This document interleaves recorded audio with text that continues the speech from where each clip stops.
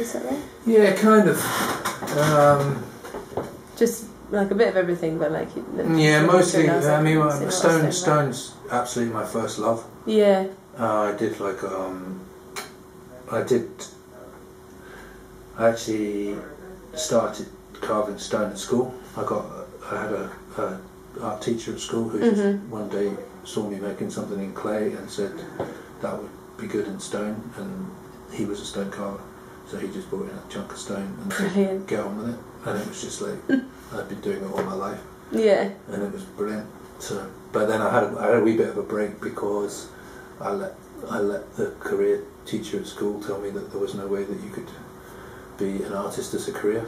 So I ended up. They said, well, people who are good at sculpture make good architects. So I was like, okay, architect. Well, that sounds like big sculptures. That sounds like a good crack. Like, yeah. It wasn't like that. And then I kind of fell out of that and ended up.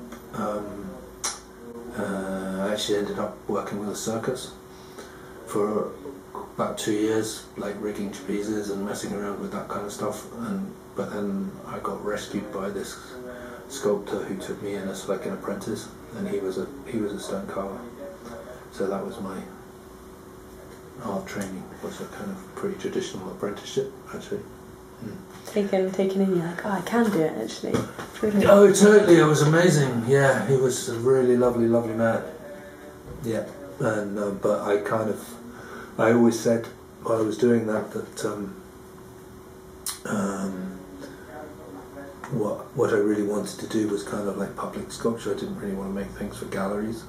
I kind of wanted to do stuff that involved. I don't know why. I just had this really strong feeling that that's what I wanted to do. And I was really lucky that I got an opportunity to do that at the end of when I was working with Brian, who was the sculptor, and that was me. I then just went on a path of public kind of working in. I don't know. I have a real thing with places, and that's what drives what I do. So do you, what sort of research do you conduct when thinking about a project, and do you look at other artists' work? Well, the kind of research that the research it's kind of interesting because the research has almost become what I do. So when I was doing those kind of like stone pieces, and in the early days, the research was quite traditional in the sense of I'd walk a lot and I'd talk a lot to people who, all the work that I've made has been connected with particular places.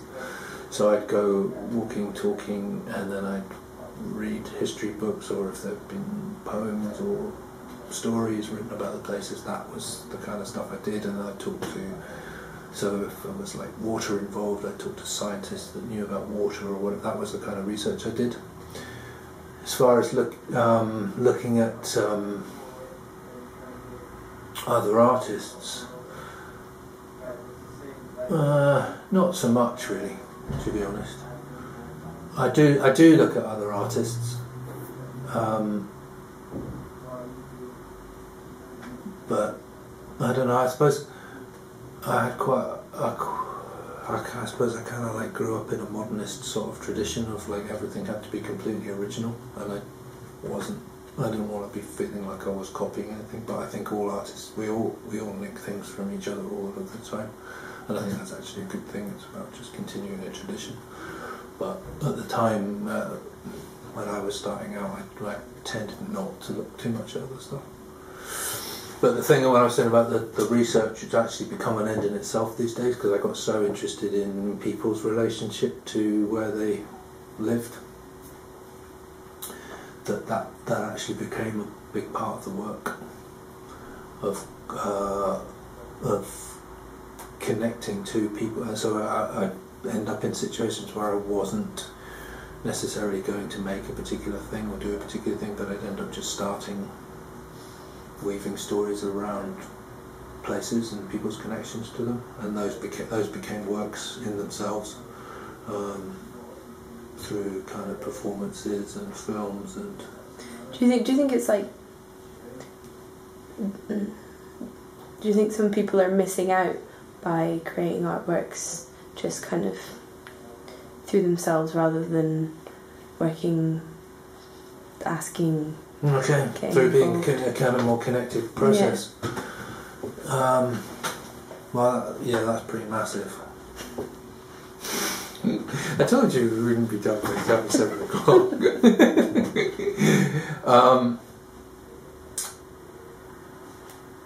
I would never judge, right? Yeah. It's not my thing. I think the way I think about it is that we're all part of a. You need to look at what art is for,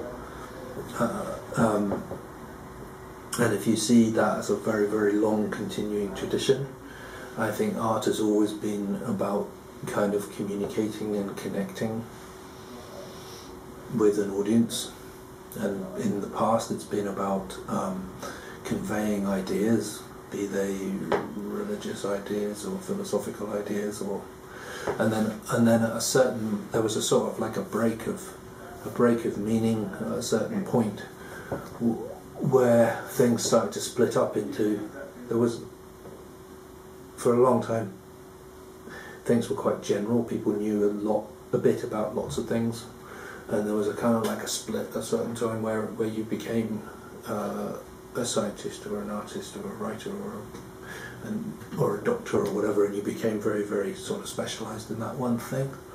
And I think at that point the idea the artists were suddenly being asked to go off into their studios and create philosophies about what the world meant, and then illustrate those philosophies and then present those ideas to a public, and that to some extent is the art tradition that we now have inherited.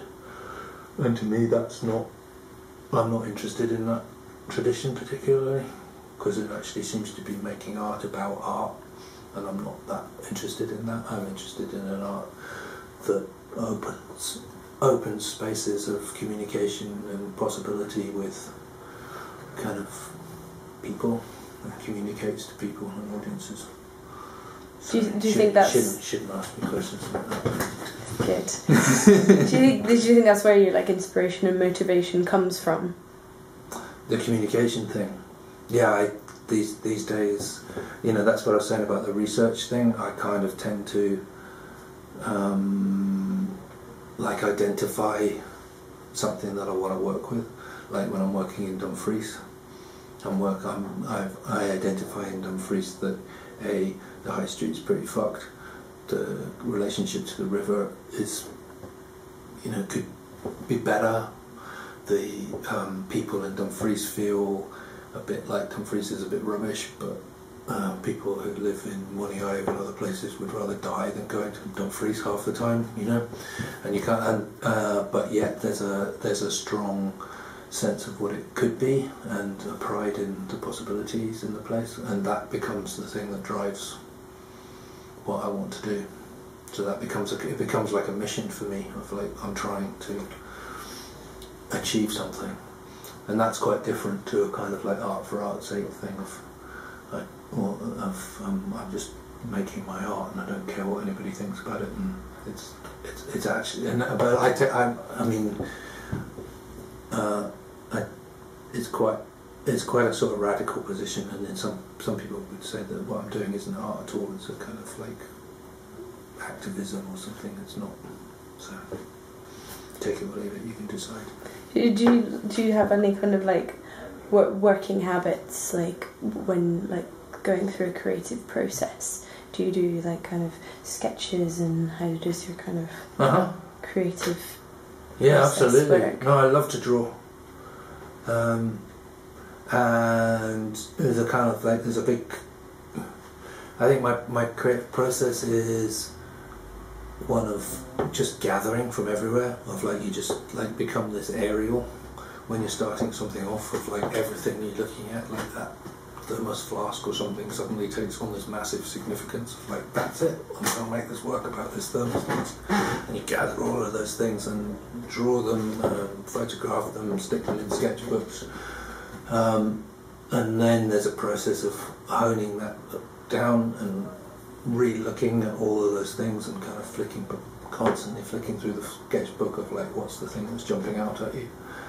It might be a word, a phrase, an image, a colour, or whatever, but something then becomes the hook of like that's what's driving this next piece of work, and then it's a case of then you go into a kind of technical phase of how do you realise it, how's it going to stand up, what's going to, is the wind going to blow it down, is somebody going to climb up it and fall off it and injure themselves, so you've got to kind of like think about all of those kind of like practical realities then come into it, and also how people are going to understand it, how you're going to communicate it.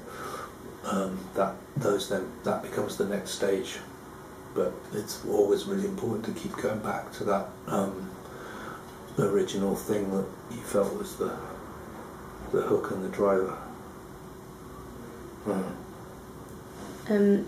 Do you think that through art we can perhaps kind of help to change, like, say, basically the world, the class divide?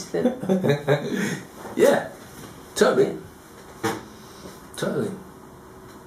When people ask me for a really, really short biography for like a conference or something, my really short biography is a long time ago I became an artist to change the world, and I don't see any reason to change now.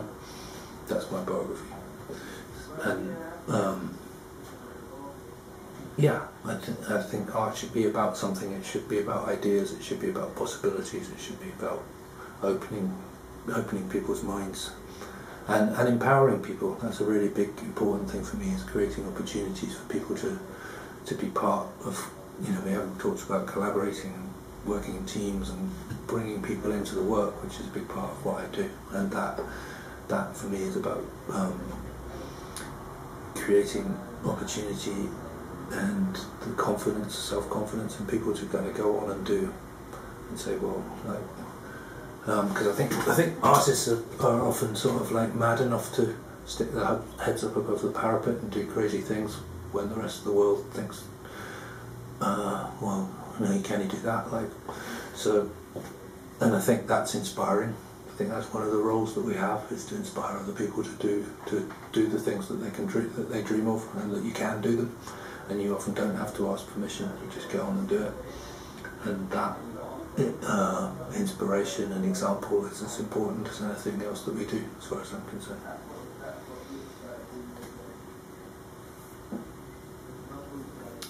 And I think that's pretty much it. We did it! Yay! Cool! I muddled up the thing of the questions, so yeah. That's all of my questions. Thank you. So you wrote the questions?